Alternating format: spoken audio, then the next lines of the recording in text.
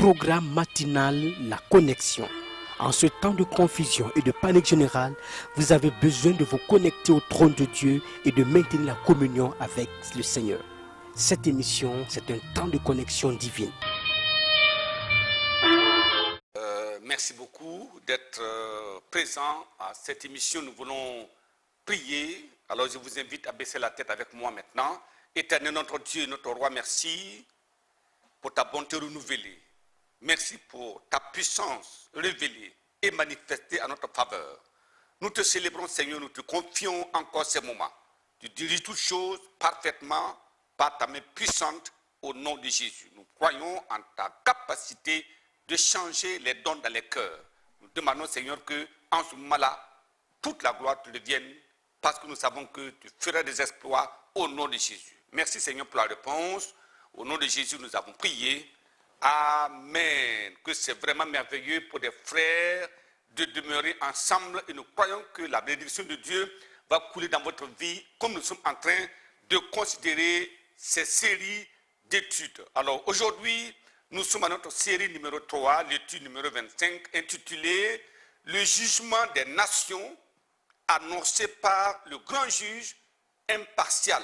Le jugement des nations annoncé par le grand juge impartial. Voyons Matthieu chapitre 25, du verset 31 au verset 33. Il dit ceci: « Lorsque le Fils de l'homme viendra dans sa gloire, avec tous les anges, il s'assiera sur le trône de sa gloire. Toutes les nations seront assemblées devant lui. Il séparera les uns d'avec les autres, comme le berger sépare les brebis d'avec les boucs. Alors, et il mettra les brebis à sa droite et les boucs à sa gauche. Alors le roi dira à ceux qui seront à sa droite: venez, vous qui êtes bénis de mon Père, prenez possession du royaume. Que ce sera en ce moment-là fantastique d'entendre cette parole de Dieu, ce royaume qui vous a été préparé dès la fondation du monde. Gloire à Dieu. Alors, c'est tellement important de comprendre qu'il y a un temps qui vient.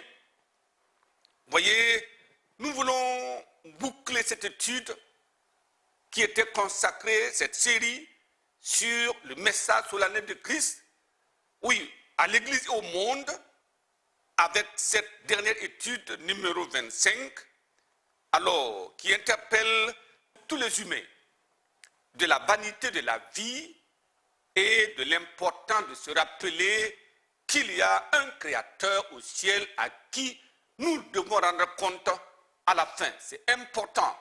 On ne vit pas comme ça, comme un oiseau sur la terre. Non, l'homme doit rendre compte de sa vie au créateur. À travers cette série, le message de Christ est clair.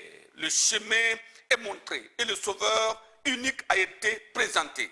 Alors, le libre arbitre a été activé et l'homme devient le seul responsable de sa destinée. Donc nous prions que le Seigneur nous accorde la grâce de comprendre. Alors nous voulons diviser cette étude en 3 parties. Premièrement, nous verrons la période du jugement final révélé. Et deuxièmement, nous verrons le processus de la séparation éternelle présentée. Et à la fin, nous verrons alors la préparation adéquate exigée pour échapper au jugement final.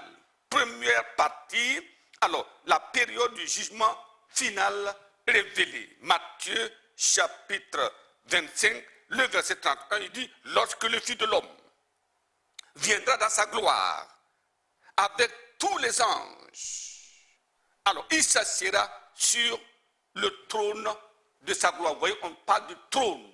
C'est tellement important. Il dit quand il reviendra, quand il viendra avec les anges, il s'assiera. Vous voyez, cela est très expressif. À travers cette déclaration, Jésus fit un bond dans l'eschatologie, c'est-à-dire les événements des derniers temps, dans le programme de Dieu. Alors, et il nous parle du jugement final.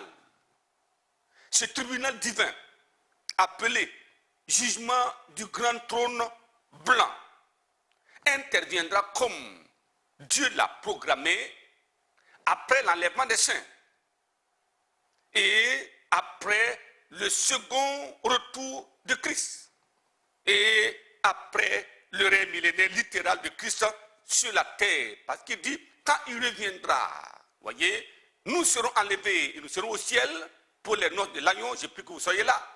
Et après cela, nous reviendrons à son second retour et nous allons combattre à la guerre d'Armageddon. Et après cela, il y aura maintenant le règne millénaire et c'est à la fin du règne millénaire que le jugement du grand trône blanc interviendra. Je prie que la grâce de Dieu nous soit accordée au nom de Jésus. Quel est le processus? Le processus de la séparation éternelle présenté. Matthieu chapitre 25, le verset 32. Il dit, toutes les nations seront assemblées devant lui.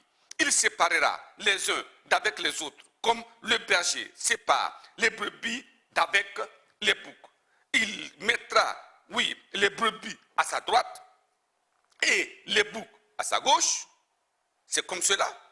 Alors, c'est très clair et la séparation sera évidente, mais sachez que, alors, cette séparation finale sera très douloureuse, car la mère pourrait être séparée de ses enfants, le mari séparé de sa femme, vice-versa, les amis séparés les uns des autres et les saints séparés d'avec les pécheurs.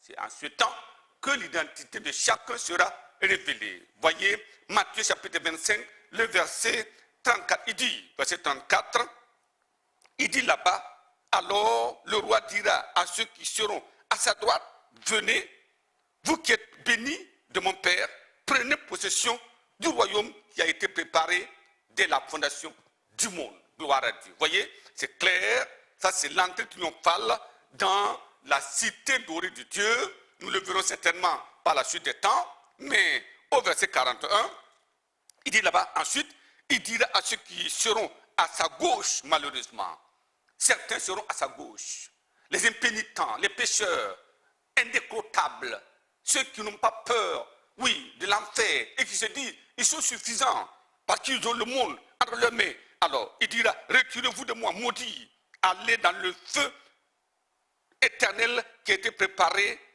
pour le diable et pour ses anges. C'est cela, mais vous savez, le feu de l'enfer n'a pas été préparé pour les hommes.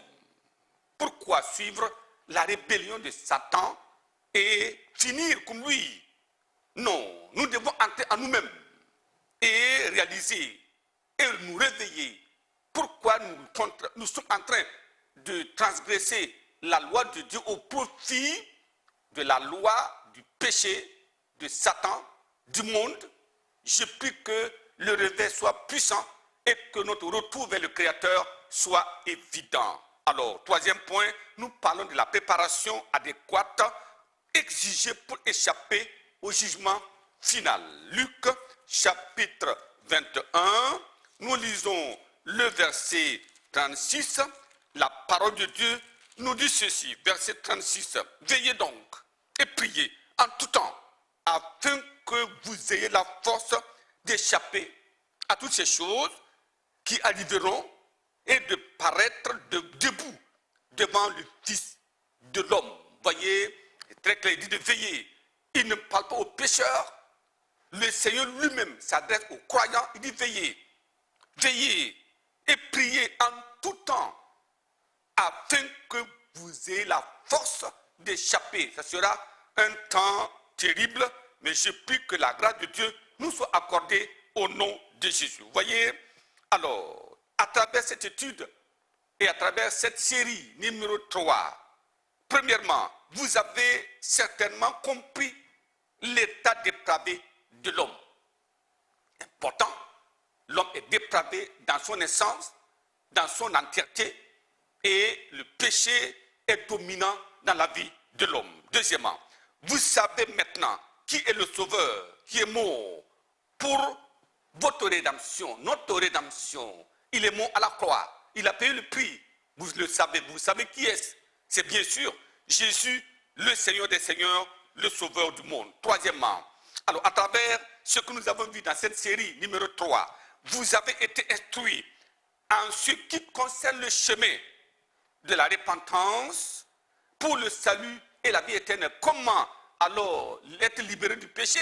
Nous avons appris comment il faut se repentir, demander pardon, abandonner et s'accrocher au Seigneur. Quatrièmement, nous avons vu la vie amenée pour entrer dans le royaume de Dieu.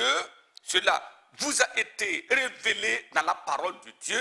Comment après le salut, nous devons nous y comporter dans ce royaume, la vie amenée dans ce royaume. Alors, cinquièmement, le jugement final des impénitents vient de nous être exposé à travers cette étude numéro 25.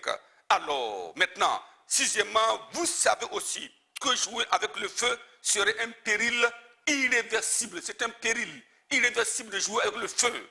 Et septièmement, alors, l'hésitation ou le refus d'opérer le choix impératif sera très coûteux. C'est cela. Vous refusez, dit non, j'ai encore le temps. Il y en a qui pensent qu'ils ont le temps de courir, le temps de pécher d'abord, le temps de voler, le temps de corrompre, le temps de se hisser à des positions. Après, on pensera à Dieu. La vie de l'homme n'est pas entre ses mains, ni en son pouvoir, mais c'est de la décision et seulement de la souveraineté de Dieu. Nous devons comprendre que c'est maintenant l'heure du salut. Lorsque nous entendons la parole de Dieu, il dit n'hésitez pas, il ne faut pas retarder, il n'y a pas de procrastination.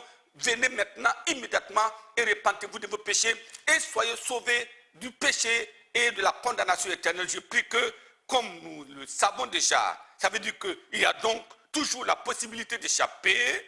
C'est à nous de jouer. Voilà pourquoi nous allons prier et vous allez parler au Seigneur pour lui dire j'ai compris, je viens maintenant et je crois que le jugement du grand trône blanc ne sera pas pour nous, mais sera pour les pécheurs parce que nous sommes déjà délivrés du péché et de ses conséquences à travers la repentance. Baissons la tête pour la prière. Papa, merci pour ta parole. Merci pour ta puissance renouvelée. Merci pour la vérité éclatée au grand jour. Et merci pour la puissance de décision que tu donnes à tes enfants, à tous ceux qui entendent ce message. Et merci de les accepter dans le royaume. Que toute la gloire et l'honneur te reviennent. Au nom puissant de Jésus, nous avons prié. Amen. Que les Dieu vous bénisse abondamment et à bientôt.